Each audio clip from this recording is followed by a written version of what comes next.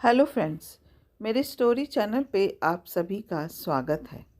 मेरी आज की कहानी है भाभी माँ। बचपन से यही सुना है कि माँ से ही मायका होता है। मैं भी इसी बात को हकीकत मानती अगर इस बार भाभी के बुलाने पर मायके ना गई होती। आज 4 महीने हो गए माँ को गए। उस वक्त तो लगा था कि मायके से नाता ही टूट गया है। अपने ख्यालों में खोई पीहू ट्रेन से अपने घर वापस जा रही थी। पापा के बारे में ठीक से याद नहीं, बहुत छोटी थी जब वो गुजर गए थे। फिर तो माँ ही पीहू और उसके भैया की पूरी दुनिया थी। बहुत मुश्किलों के बावजूद भी माँ ने किसी चीज़ की कमी नहीं होने दी। भाई ने भी अपने फ़र्ज़ निभाया। पहले अपने से काफ़ी छोटी बहन की शादी की, फिर खुद शादी की। भाई की शादी होने के बाद भी पीहू भाभी से ज़्यादा माँ के ही नज़दीक थी। अपने दुख सुख माँ के अलावा किसी को नहीं बताती थी। मायके में उसकी दुनिया माँ तक ही सीमित थी। जब से माँ नहीं रही तब से मायके जाने की कोई ज़रूरत ही नहीं पड़ी। लेकिन इस बार गर्मियों की छुट्टियों में पारुल भाभी और बच्चों के आमंत्रण को नकार ना सकी। बुझे मन से मायके की ओर रवाना हुई। घर पहुंची तो भैया भाभी और बच्चों ने दिल खोल कर स्वागत किया। लेकिन फिर भी कहीं दिल का एक कोना खाली ही था।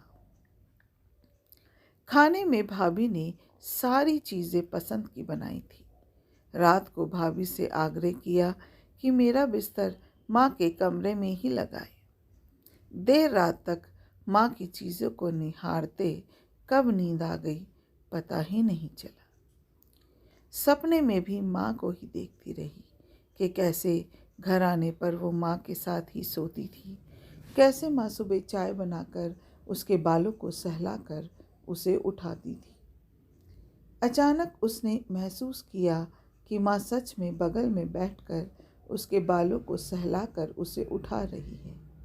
वही स्पर्श, वही खुशबू, वही आंचल की नरम। बंद आंखों से ही उसकी अश्रुधारा बहने लगी। वो उस पल को जी भर के जी लेना चाहती थी कि अचानक उसे याद आया कि माँ तो अब इस दुनिया में नहीं है। उसने झट से अपनी आंखें खोली तो देखा कि सिरहाने भाभी बैठकर उसके बालों को सहला रही है। वह चौंक कर उठ बैठी। भाभी आप, कोई काम था क्या? पीहू ने पूछा। पारुल ने कहा कि नहीं दीदी, बस आपके लिए चाय लाई थी। आप नहा कर तैयार हो जाइए, मैं नाश्ता लगाती हूँ। जी भाभी, पीहू ने जवाब दिया।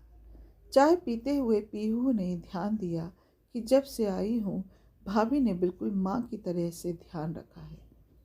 मेरी पसंद का खाना, मेरी पसंद का बाथरूम में शैम्पू और साबुन, यहाँ तक कि सुबह उठाने का तरीका भी वही माँ जैसा कोमल स्पर्श, वही माँ जैसी खुशबू, वही माँ जैसा एहसास।